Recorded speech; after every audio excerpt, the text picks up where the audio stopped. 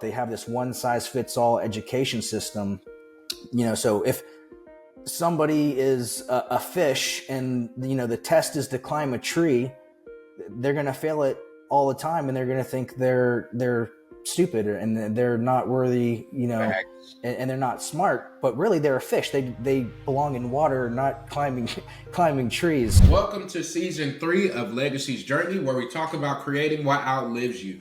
I'm your host, Cameron Williams, owner of Kinley Consulting, where we focus on strategic financial growth for marketing agencies so that they can live the dream life they deserve and not be a slave to their business. And we do that through CFO services, consulting, accounting, and tax strategy. Now, this is season 3. And season 3, I like to think we know more people now. We've done this a little bit, expanded the name. People know me just a little bit. And so I was like, hey, y'all, I need some dope people, some people to talk to us about the social media, the YouTubes, the Googles, the whole nine. Like, I need the people y'all know is making moves out here. And people start hitting me up, and we picked some good ones. So, ladies and gentlemen, Jeremy is here to just wow you with his story, what he's doing, how he got here, the whole nine. Welcome to the podcast. Thank you, Cameron. I'm glad to be here. Thanks for having me. No problem. All right, let's jump into it, because I always end up saying, like, man, this was not enough time. Tell the people name of the company and how you got started with your journey. Yeah, absolutely. My name is Jeremy Lukoski. My company is Fleek Consulting, and we have been in business just a little over 10 years. We started back in 2014. My wife was pregnant with our first child, and we now actually have number 6 on the way. So we've grown quite a bit as a family and as a business since then.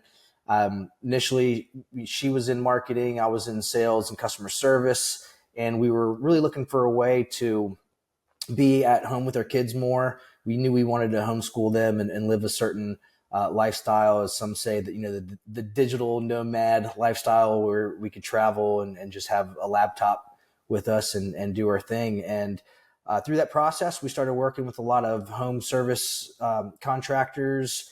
And what we found was, as being business owners ourselves and growing a business from nothing and not knowing much going into it, we really came to a realization that, okay, we have to get in a place in our business where we're able to run our business, not have our business run us. And so we were very familiar with being in that place. And as we started working with a lot of contractors, we realized they were in that same place as well.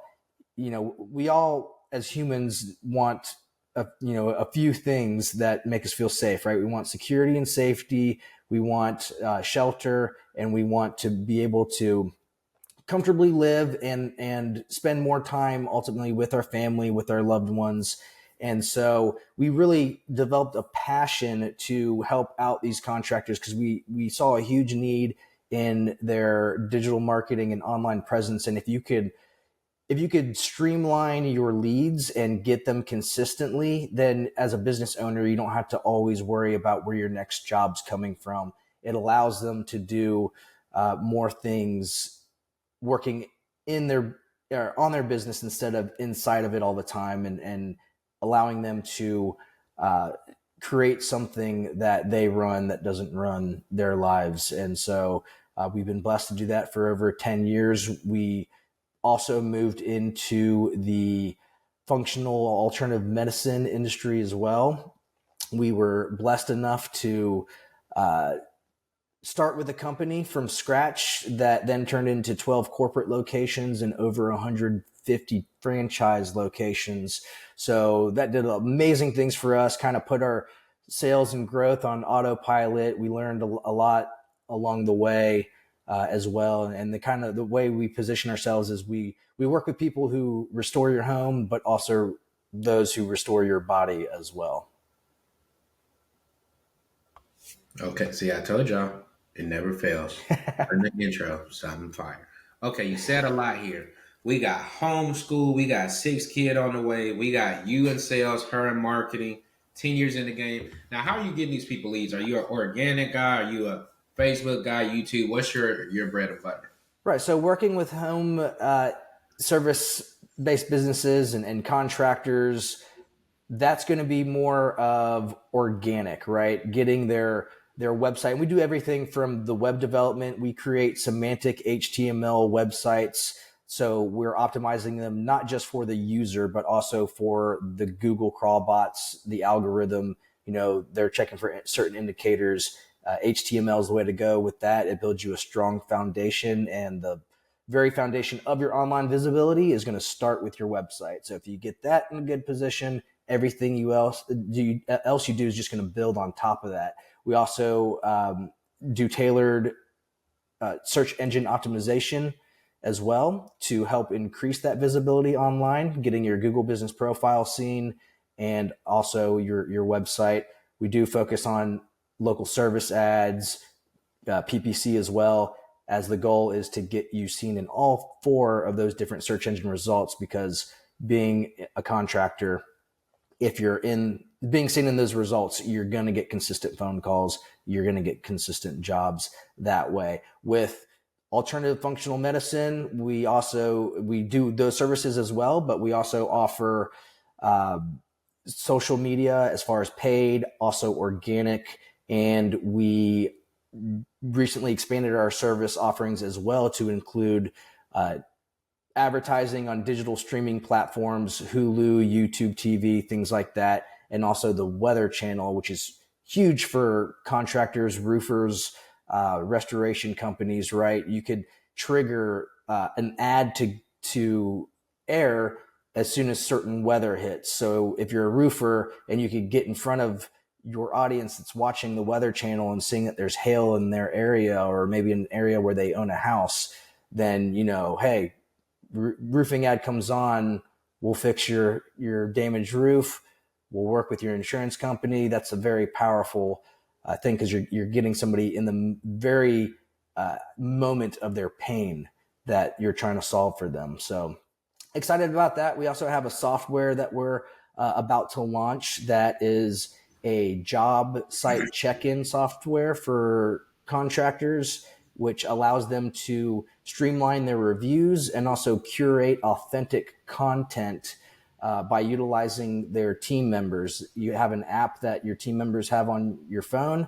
They're able to post before and after pictures or any other pictures of the on the job site, and that geotags the content, and it will post it to your Google business profile, Facebook page, and website right away. So it's a way to constantly have curated, authentic social media content and also boost your local rankings and relevance.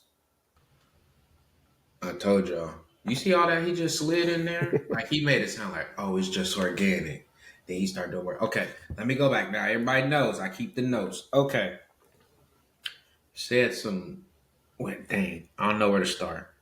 Let's start with, okay, one of the things you said, because I think you're maybe the second or the third person that I've heard bring this up now. So everybody at this point, at least if you're in the United States, are fans of streaming platforms, the Roku's, Apple TVs, etc. Right.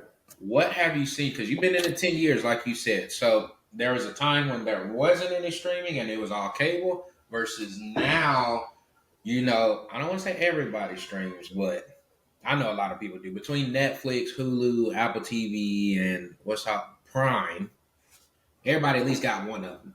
So what are you starting to see from a marketing standpoint? What's the opportunities that are available? Is it something that we're kind of undervaluing? Is it not all as hyped up to be? How are your thoughts and feelings towards that? Yeah, I think it's just a shift in what is perceived as, I guess, common or normal for generational generations phasing out and new generations coming in, right? Like, you're going to still have the older generation that's probably going to do some cable. They listen to the radio. So it really just depends on what your target audience is. Like, I stated earlier, we work with alternative and functional medicine clinics. We have the big whale of a client is a regenerative medicine client that we have, they're obviously going to have an older demographic for their target audience. So they're still doing radio, or they were doing radio. They're actually phasing out of that because they're realizing there's not, the return for it is not what it used to be. So you have this move of people going from radio, to now, well, the next generation coming up in this age bracket is starting to do more online searches. So we're seeing it really just a shift, and being aware of those shifts is very important. That way you could kind of adapt as a business owner, and what best suits who you serving as a client. And so there's also restoration companies that we work with, water mitigation, mold remediation type of companies. And in the past, just maybe several years, you're starting to see a shift and a move towards people searching online for that. That wasn't always the case.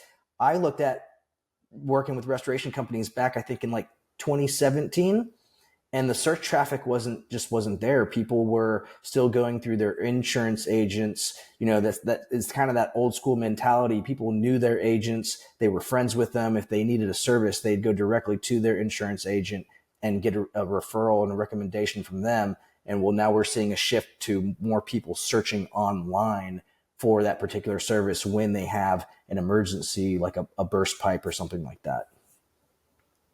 Yes, because I don't know nobody who can do that. So that's a perfect point. Okay, next part. So I love that answer. Let me stop and say why. The focus on the correct demographic. Because to your point, like my grandma, for example, who's 76, 77, she's a definite cable person. I know that y'all got them apps and stuff, Cam, but I just like my cable because I know where all my channels at.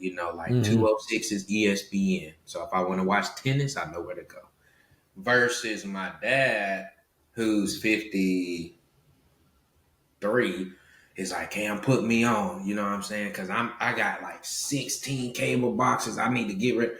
So to your point, demographics do matter, and knowing your audience, who you're targeting, what's the target audience. So I love how you made it super clear on, if we're talking about regenerative, that's our older audience, probably cable, versus if we're talking more how to stay youthful or staying in shape, younger audience, towards a different thing.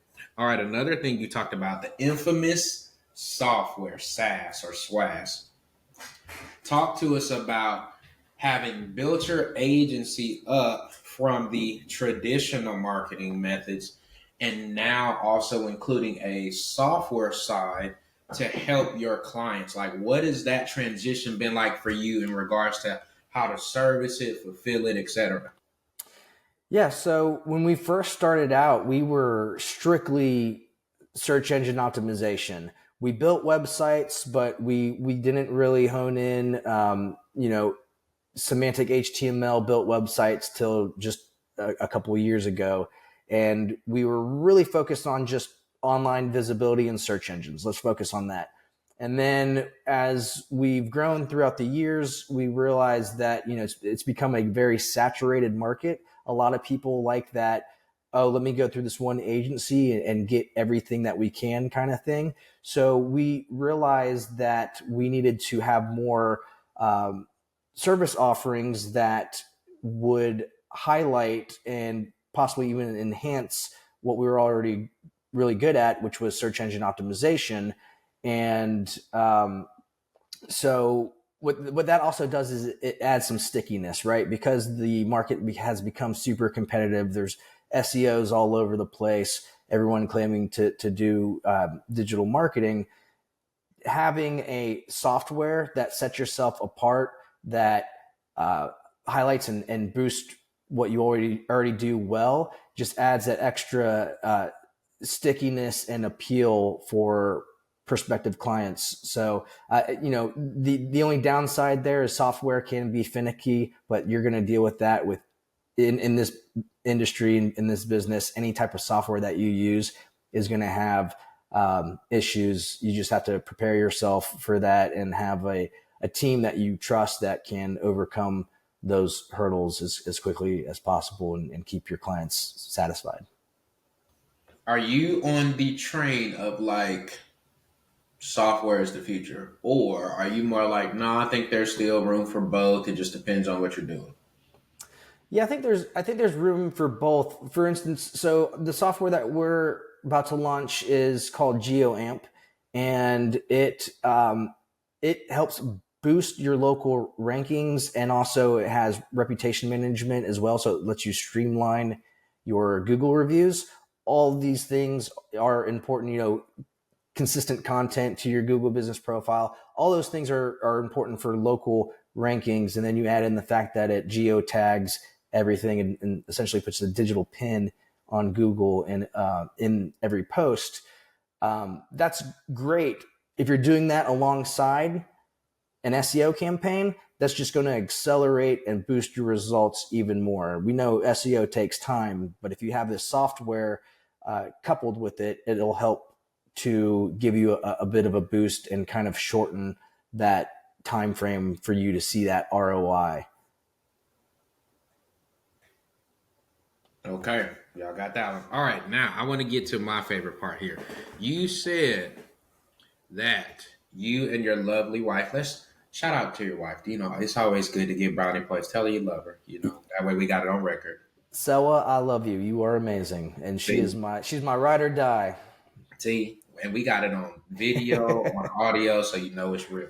Okay, Absolutely. I need you to talk us through this one because I'm starting to hear this more and more with business owners. You talked about the homeschool, and we talked about kids. So first off, let's even go a step back further. So you and wifey, when you decided to go out on your own and start this business, and you go to her, what's the first thing she's saying? Because like in my case, I told my wife, and she was like, okay. And that was kind of it. Yeah. Yeah. So when we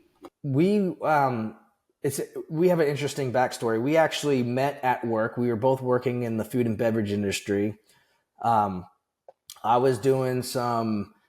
I was an expediter, so I worked in the kitchen some. I worked as a bar back, bartender occasionally. I kind of did everything, and then I got into serving, and she was a server as well. And so we met at work. We worked for years together in that industry, and after she graduated college, she ended up getting a job. I started out with a couple of small companies here locally doing some marketing, content writing, and stuff for them. And we're always into multiple streams of income, right? And so we did some multi-level marketing businesses, and we were looking for new opportunities.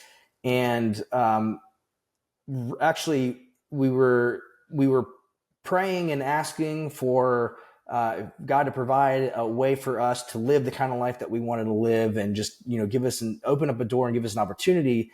And actually, through researching another business to possibly pursue, my wife stumbled upon an opportunity to invest in educating in. It was an old model of really SEO's lead generation, right? Building websites that you own, get them ranking, and then renting them out to local business owners. So that's how we started, and which is a great way because you're providing value up front. And when you don't have proof in the marketplace, that's the best thing that you could offer is value right away. And so we started to when my wife initially brought the opportunity to me, I was like, well, it sounds like an answer to prayers. It makes sense. You're great on the technical side. You know marketing. You've been in it for a while, and I have experience in sales and customer service. So with those two things, I think we could do something with this business. And so we started out it was just a little side hustle, and then a couple of years into it, decided to quit our jobs and go full time. And it's been a blessing ever since. Okay, see, you done brought up my guy, the one and only God. Okay, I love this. Prayed about it, got on the same page, got it started. Okay, now she still helps you in the business currently, right? Absolutely. Yep. She's my techie. Okay, so this is perfect. All right, Now tell the people, because I'm learning we have a lot of people that are also working with their spouse. So tell us, like, give us three things you don't need to do, and three good things that you found have really worked for both of you, and working together over the years. Man, the important thing is always going to be communication, and talking about the future with your spouse. And that goes for, business life and also just family life in general. And, you know, being being partners in our family, right, and raising our kids, we're already partners and doing the best job that ever existed, which is raising up the youth. And so it's really not that hard or different of a switch to be able to do that in business as well, right? Because it takes open communication, strategizing, talking things out, right? So I don't know. It's always come natural to us, and we have experience working together. So we work well in life and in business. And yeah, she's my number one confidant whenever I need, advice on certain things to do. I always, go to her first. So realizing that you guys are in it together and that you're teammates, your spouse is not against you. She is for you, or he is for you. And always keeping that in mind. So. Okay, it's for you and working together. Okay, now let's keep this going. So, how did you guys kind of determine roles? Because I've seen some where it's like the spouse may or the wife may be the stronger, like extrovert, and the husband plays the background and likes the tech, or it may be reversed. How does that role work with you guys? Yes, I am the extrovert, and she is the introvert that I adopted in the scenario. I don't know if you've seen that meme before, but it was like introverts don't make friends; they just get adopted by extroverts. And Right. so, yeah, that was a big knowing like our personalities. We both did Myers Briggs, so familiar with our Myers Briggs types, and knowing what roles we work best at, what's our strong suit.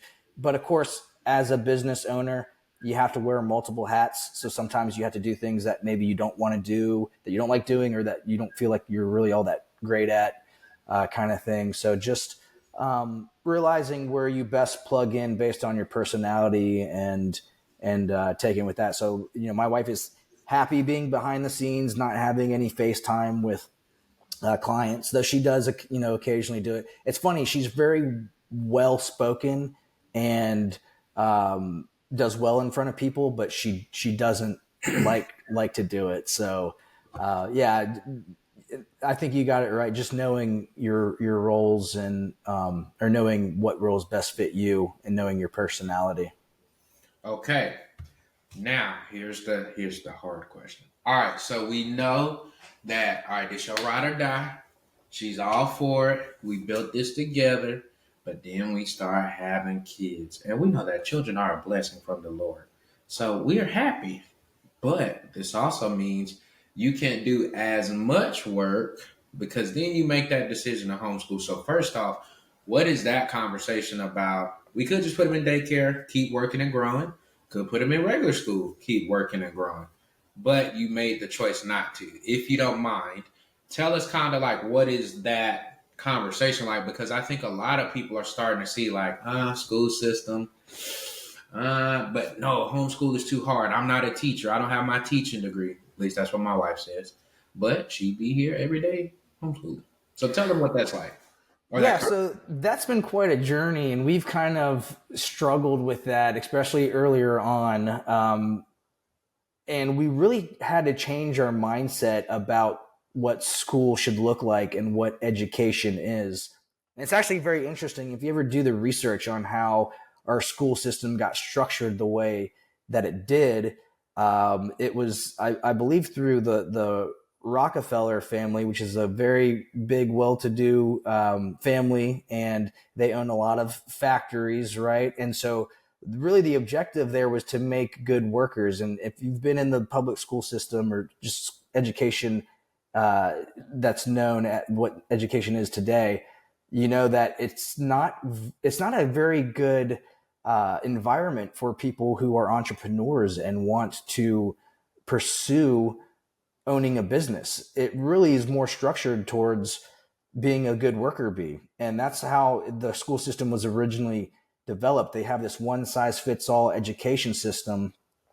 So if somebody is a fish and, the test is to climb a tree, they're going to fail it all the time. And they're going to think they're stupid and they're not worthy, and they're not smart, but really they're a fish. They belong in water, not climbing trees. So knowing that, learning about your kids, how they learn, what their interests are, and really what we've really focused on, I think they call it the 3 R's, even though they're not all R's. It's reading, writing, and arithmetic.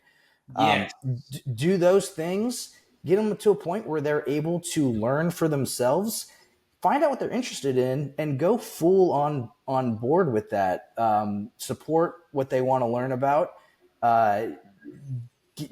Gauge their interest in different things based on their personality types, and really just kind of, I think it's called there's some free schooling or fun schooling is what it's called. There's also, some people call it unschooling. But if you think about it, it's ridiculous. We have all of the world's information accessible through a little device in our pocket where we could learn. I dropped out of college with 1 semester left, started this business because we invested in some online education. You could do anything you want these days. You could just look up. I mean, there was a woman who built a single mom who built her house with her 2 or 3 kids because she watched YouTube videos and she learned how to do it herself.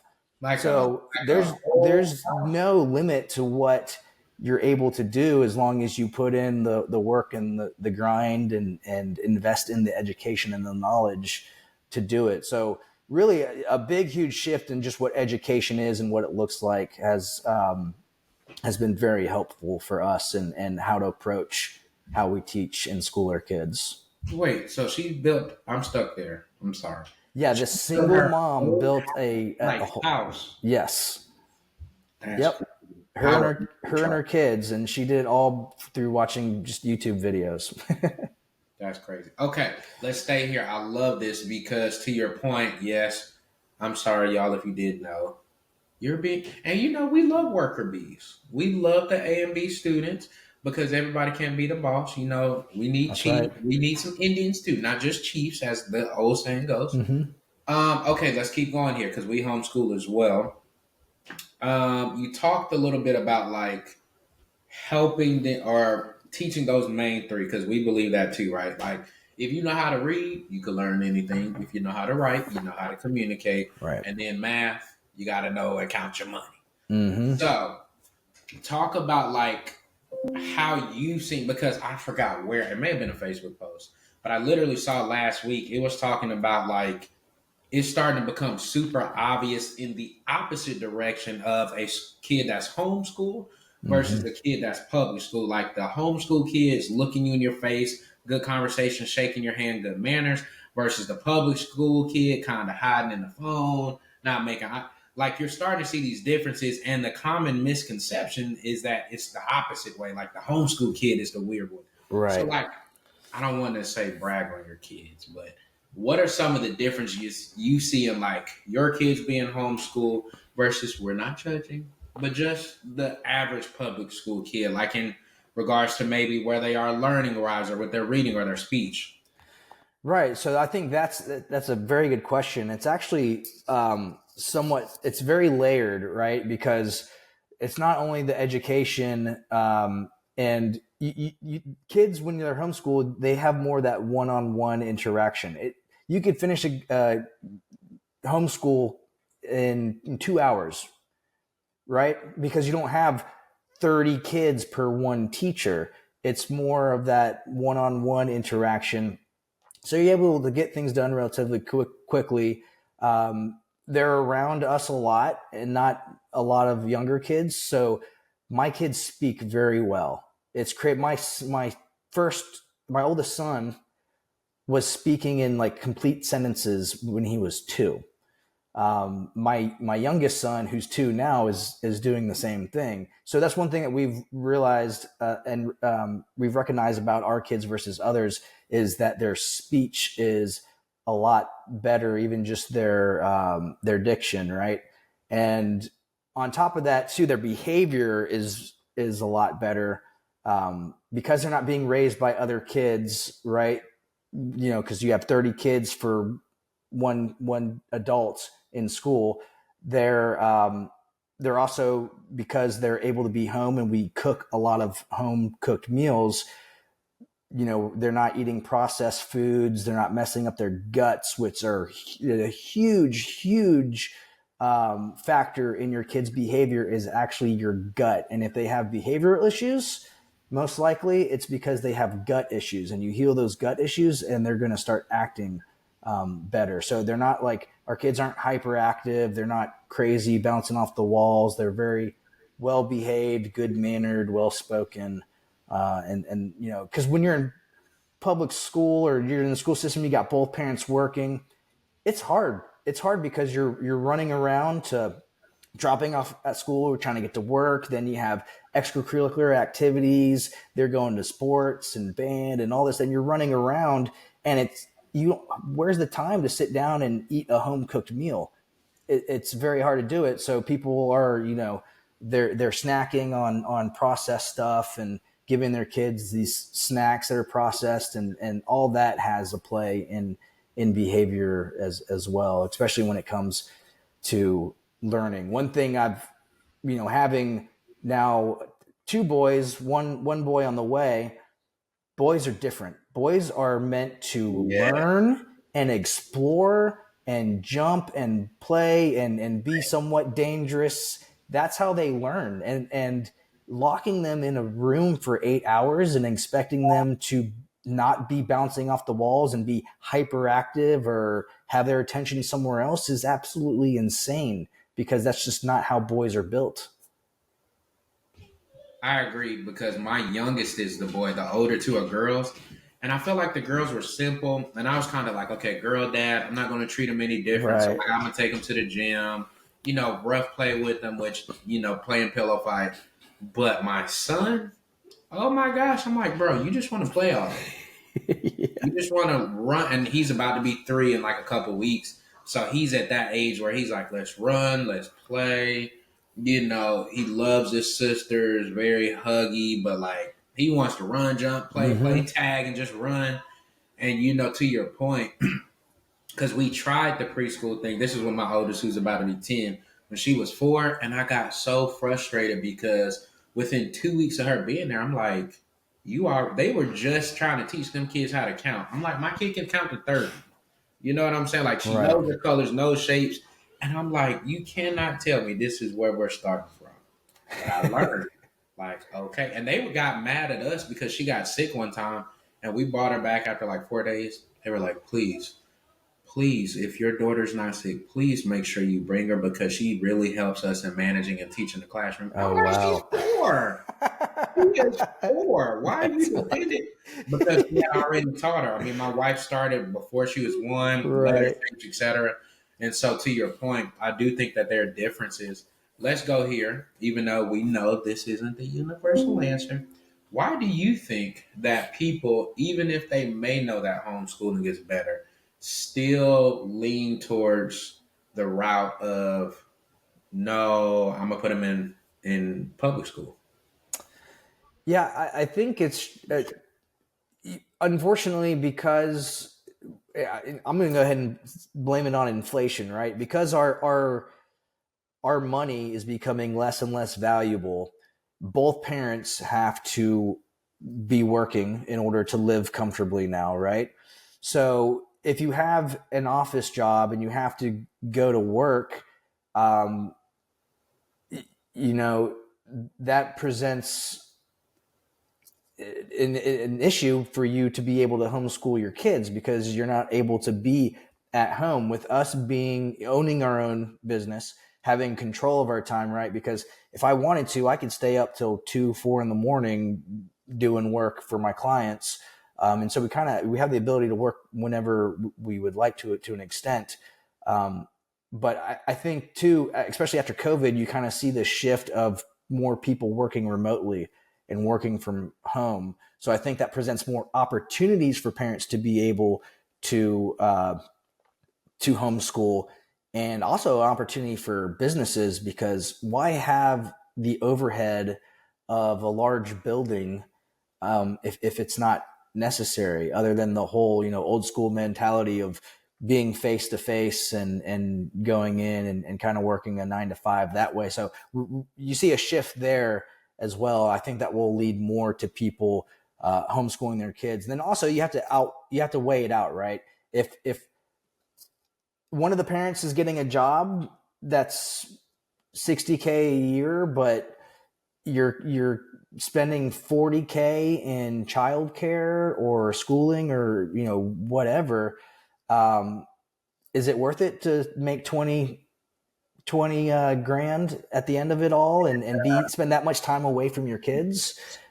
So that's really what it came down to us too. Like, who do we want raising our kids? We didn't want a state funded school with teachers who more often than not have a certain agenda and not see my kids. So, I grew up that way. My dad was a hardworking dad. He came home, he ate dinner with us, but then it was time to go to bed and then leave in the morning. He dropped us off at school, but maybe he was spending 2 hours, 3 hours a day with him, and a large part of that was sitting down and eating a meal, which we are very blessed, to have. That's actually huge indicator of, and a huge thing for your kids. If you could sit down and eat a meal together, that is something that'll do great wonders for your family, even if it's just one meal.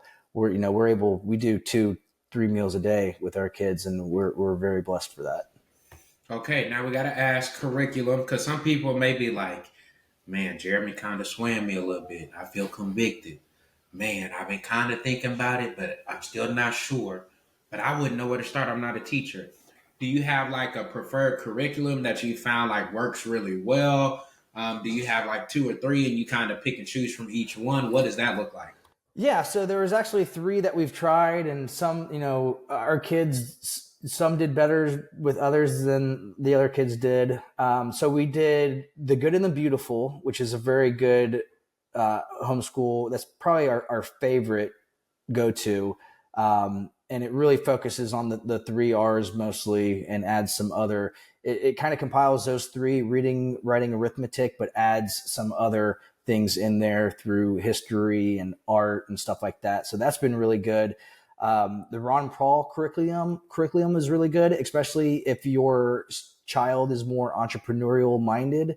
And it's just a great way to learn about freedom, liberty, and running a business. And there's some exercises there to actually like do things from a business standpoint, like start your own lemonade stand or whatever. And it really coaches and preps kids to be entrepreneurs and work for themselves. And then the other one was fun schooling, which was a little bit more hands off. Not great for kids who need more structure. It's more unstructured kind of learning. So if you have a kid that does better with structure, then I would go with the either Ron Paul curriculum or The Good and the Beautiful. Okay, and I think I've had another person say, let me check my notes, because I keep y'all all together for this reason. I think they said Good and Beautiful. See, now I got to find it. I feel like they also agreed. Oh, wait. Yep, Good and Beautiful, Saxon Math, and they said Liberty University and Classical Conversations. Okay. Okay, so Good and the Beautiful is seeming like it's a constant here. Okay. Dang, this was good. I feel like I keep asking questions, but let me try to stay balanced. All right, so we talked about you working with the wife. We talked about homeschooling. Now let's talk about the balance, because, okay, we've addressed why we feel like homeschool is a good one. We addressed working with the wife, but now I'm going to take a guess. I don't know you know you. This is our first official meeting, but I would assume, even though we know what they say about that, that you are decently active in trying to be involved with the kids. How do you balance that plus the homeschool, plus the date nights with Babe, while still trying to grow the business? What does that look like? Man, always busy, always doing something. So, yeah, I mean, really just obviously the kids come first. That's why we, in the beginning created our business. We wanted more time with them and we wanted freedom over our time. So, really prioritizing them and not really separating the two, right? Just making it all kind of one thing. And at the end of the day, I mean, depending on where things go with AI and all that stuff, but the goal is always to build a business that our kids could possibly take over one day and help run and just build a legacy and leave something for them. So, not separating it completely and kind of seeing it all as one, but, definitely prioritizing the kids, definitely prioritizing Is that Babe? date night. Yeah, this is my ride or die. You That was gotta her. come on. She gotta show her face. We want to see your face. Come say hi. She can't hear you because I got the headphones in, but Oh, come wave hello. This is my wife Selwa. hi. Can she hear me? No, but he says hi. Hi. See, we should have had her on so she could tell her side of the story too. Okay. So yes, to your point, AI can factor in legacy. Okay, keep going there. Okay, keep going. Because I've been wondering too, like, if AI is as good as they say it is, which we know it is, like, how does that affect homeschool? Because I think that helps homeschool even more by making more tailored stuff to your specific kid and their learning style. Right. Yeah, and utilizing it as a tool, like, hey, because AI is great for just spitballing ideas off of. So, finding out interest for your kids, saying that you want to develop your own custom curriculum, around that one kid and their interests, totally, feed AI and prompt it and work with it to structure a custom curriculum for each kid. It could definitely be beneficial for sure. And just knowing too that that's something that's going to be a part of their world. And, people tend to look at it, just like the internet back when it first started. A lot of people saw it as this like evil thing that was going to do horrible things. And there's some bad things about the internet, but there's also a lot of good things, right? Being able to connect people and all that stuff. So, AI is it's a tool and it only works as well as those who are prompting it, right? So there will still always be that human aspect needed, even alongside AI. I agree. I agree. Okay, so I love what you were saying about putting the kids first, so to speak, and just kind of incorporating like regular life plus homeschool plus like what we're teaching. Because I know with my kid, I've been seriously thinking about like since I trap. I'm not gonna say a lot, but to like a mastermind or a conference, like what better way to teach them than just bring them? That's all the math because you got to swipe the card, buy stuff. Instead of you learning, like we went to Nicaragua. Well, instead of you looking at YouTube and learning Spanish, I can just take you to the Spanish speaking country. Like you Mm-hmm. can't get more immersion than that. So I love that you're talking about how do we merge it into our everyday lives and incorporate all those things. Yeah. And also, especially you being a tax guy, I'm sure you know this, but being able to hire and pay your kid, I think, what is it, like It's whatever 12K, the standard deduction is here. 12K a year or something like that. And that money is non-taxable. You could put it into, an Roth IRA for your kid and help them to start build wealth. And they could set a little bit aside so they could save up for a car or whatever when they're able to drive, and just that's a great way to benefit you, right, tax wise, but also to give your kid, a workmanship, right, and get them used to uh, what your business looks like and how it runs, and that's just a great way of educating them in general. Yes. Now, since he brought up a tax tip, let me clarify because I know how y'all are trying to do. Cameron, you and Jeremy are trying to say this. First off, if you're going to hire your kid, it does have to go through like normal stuff. It has to be an actual job, has to Mm-hmm. be a listing, have to go by child labor laws. You Mm-hmm. have to pay them a reasonable rate. Just because it's your kid, you can't pay them $100 an hour to clean your office. If they're going to be an admin or a janitor, if they make $10 to $12, at best you can get away with 15. There's child labor laws based on their age, so there's that. And when you pay them, you can't put it automatically in the retirement account. You have to pay them with like a check or direct deposit, and then they can choose to then move that to that. So I want to throw all that in there. Yes, absolutely. Good I know points. y'all. That's yeah. I know y'all. Cam, you said it on the pod. Whoa, whoa, whoa. Listen to But the expert on this one. but in the basic concept, he had perfectly. But just know you got to hit all those details first. Yes. Okay. Let's keep going there. I don't know how this turned into the homeschool business episode, but we're going to roll with it. Okay. Biggest 3 tips you can give to the parent that is making the decision today. Yeah, I got my business, but I feel like homeschool is the answer. What are the 3 biggest things that you would say or that you could give them to give them the most successful chance of actually liking and enjoying it? Because some people, and I only know this because I'm laughing. My wife, if I could have called her back in here, but she was just like, Cam, I can't do it. Like, I'm not a teacher. I don't have the patience for it. I love my kids, but being around them 24/7, that's a lot. Like, what would you tell that person so that they can see the benefits or come around to that decision? Yeah, so no, that's a great question, because it is not for the faint of heart, man. It is a duty, but approaching it with a different perspective on education, and that's a hard thing to do because we were all raised up in a certain educational system, and we have our ideas of what education should look like, and getting once I got past that hurdle, it was much more enjoyable, because it shouldn't be a struggle. It shouldn't be a fight to educate your kid. It should be something that they enjoy. And we had some. But wait. There were I'm not a some teacher. I meltdowns, don't know. right? I don't know math. I'm just thinking. I don't know science.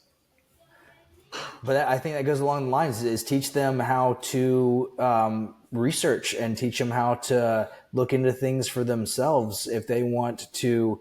The best thing we could do as a parent is to make our kids self-sustaining, because if they could do that, they'll be good in life, right? So really focusing on just really the basics, give them the tools that they need so they could then educate themselves on the things that they find interesting. So number one would be switching your mindset of what you think education is.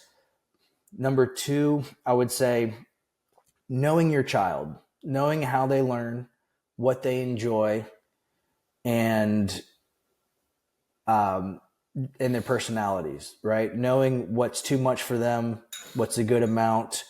Um, and number three, give yourself some grace, because it's hard. It takes a lot of patience, and a whole lot of love and self-sacrifice to educate and raise up your kids, as anyone with children knows and will tell you. I fully 100% agree. I love this. Okay. Switch mindset of what education is. Know what they enjoy. Give yourself grace. And I was joking about this, but like to your point, I think we also like super overcomplicate this because like for Absolutely. science, right? I remember when we were kind of starting, I'm like, wait, science is the best. Like conduction. Like if you put fire to this pan, the pan will get hot. That is science. Like, or the water to ice to steam. That counts. How do we have clouds, condensation? Like the things that we just take for granted Mm-hmm. still technically are school subjects, right? Or Yeah, like absolutely. Civil War and all these different things, civil rights movements or Vietnam. Like these are historical pieces. Math, I don't care what they say about this new math. Math is always math. I don't care. Right. Timetables, like I know my kid was in third grade. I was drilling her. I'm like, nope. When I was in third grade, you used to have to do that whole set of timetables in 1 minute or less. You remember that? Where you and Yep. everybody in Oh class, yeah. so what are the threes? And you got to write 3 times 1 equals 3, not just three, Yeah. six, not no. And So like, do you remember what you were told too when you were doing math of in school at at an early age? You think you're just going to have a calculator you carry around in your pocket? yeah, Turns out, yeah, absolutely. yeah, it's not a T. What was it? T69 or whatever that graphic calculator was. The TS 2009 or something. Yeah. The one that you ended up getting games on that because your buddies put it on there. But Snake. yeah, I think to your point, like times have changed, and I think we overcome. Do you have the ability to learn? Can you read and process the information? Can you accurately and concisely communicate the information?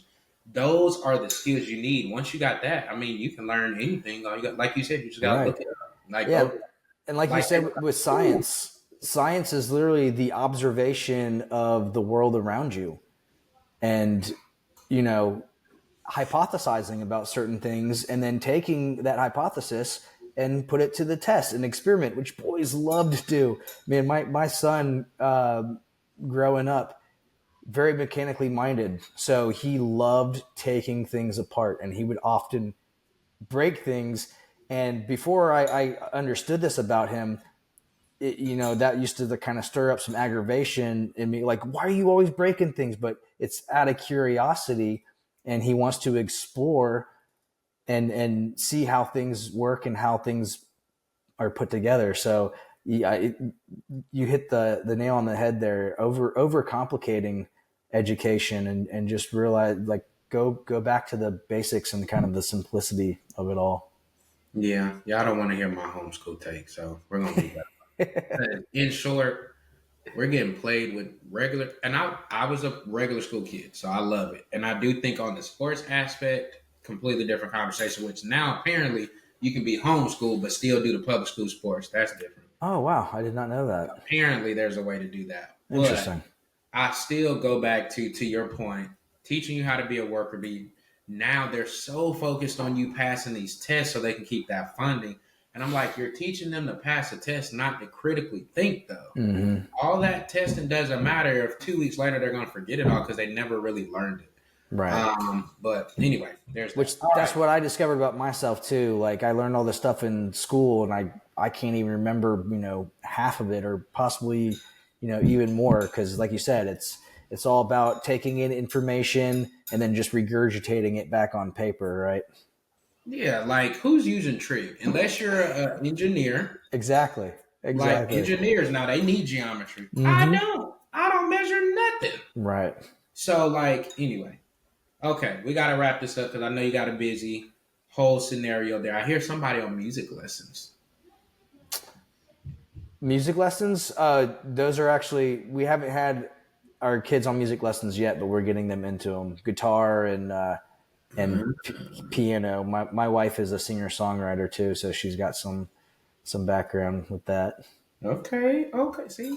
All right, here, let's wrap this up because we can keep going another 30 minutes to an hour. Tell Yeah. the people if they're like, man, I love this guy. I want to reach out, figure out how we can work with him. Tell them again, name of the business, how they can get in touch with you, the whole nine. Yeah, Jeremy Lukoski, company is Fleet Consulting. You could reach me by email at Jeremy, and that's spelled a little differently. It's JEREME at Fleek, FLEEK consulting.com. And then you can reach me by my phone as well, 704-719-6050. Check out our website, fleekconsulting.com. You can learn more about us there. All right, y'all. Now we got to do our recap. Okay. So, Jeremy, homeschools. Shout out to the sixth kid on the way. Thank You you. are definitely playing zone defense because that is amazing. I'm, Absolutely. I'm tired of three. I'm tired of three. It's all the same though. After three, it's all the same. That's what I've heard. Like at that point, the kids are self-sufficient. The older ones take care of the younger ones. Yep. You're already in zone defense, so you keep having more. You're still in zone defense, and then the kids start to build a little community and really, they help raise everyone. It's awesome. They're super close too, which is great. Okay. So there's that. He talked about curriculum. So if you wanted to homeschool, you balance that and your business, not by trying to keep it all separate, but actually trying to integrate it and help with your kids. 3 tips on if you want to homeschool while still running your business. Switch your mindset of how you view education. Know what your specific kid enjoys so that you can kind of tailor it and keep it interesting, and give yourself grace because it's okay. We're not perfect. If you wanted some suggested curriculums, The Good and the Beautiful, Ron Paul, especially if you think they're more entrepreneurial and fun schooling, but that's a little bit more hands off. If you want structure, stick with the first 2. Talked about working together with his wife, how they were both had sales and marketing background. They came up with this idea and they've grown it over time, and how even now when working together, they know how to support each other in their strengths and weaknesses, but they also had to communicate so that they do all the things that they want to get done for their clients. Been in the game 10 years. We didn't even get to the franchise opportunity you said you got. Crap. Okay, we didn't get into that. But he did talk about advertising on streaming platforms and how you have to be very aware of the demographic that you're marketing to. If you are aware, then there should be great ROI. If you're just trying to do uniform across the board, may not be the best for you. And then he talked about offering some SaaS and how that can better help his clients to achieve the goals they want to. So, did I miss anything? I don't think so. That was pretty comprehensive. Hey, the notes, I'm telling you. All right, y'all. So if you want to connect with him, he already gave you his information on how to do so. If you enjoyed this podcast, make sure you like it, share it with somebody. Maybe you're on the fence about homeschool, or you're thinking about it, or how to work with your spouse while you have kids, and what does that look like? This will be a great one to share to you or those people who you may have talked to that are thinking about it. So this is our job here for season 3, to keep finding quality people just like Jeremy that want to help you just share their journey and their story and how they've grown their business. And hopefully you can take something away from them. So as always, until the next episode, be safe. See you next time.